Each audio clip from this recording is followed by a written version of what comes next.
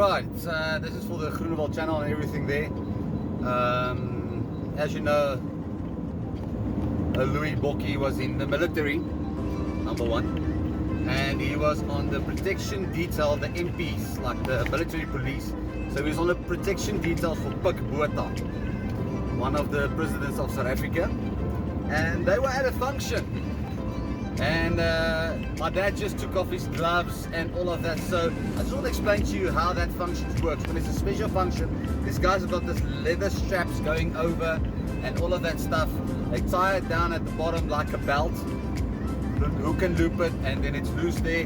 They got white gloves that they had on with their sidearm, with a white pouch and everything, with the sidearm, firearm in and all of that. So my dad was just sitting down for eating at this function, and he got note that the president is leaving.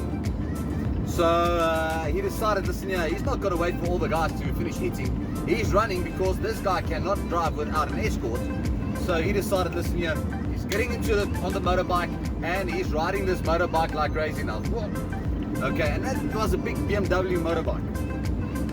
Now on this specific day,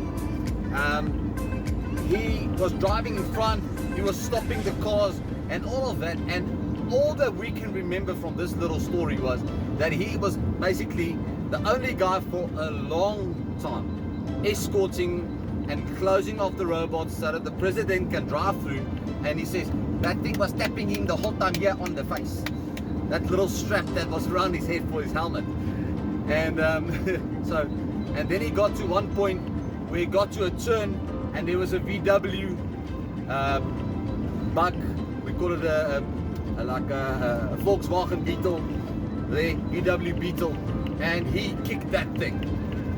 And then when he was finished with the president getting to a certain point, he drove back and he got to that car and he saw that dent in the car. So that's a basic story that I can very well recall from my dad and all of that. So it was quite interesting.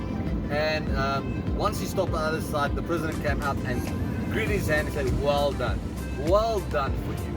So that was one of the most recommended stories that I can remember from my dad.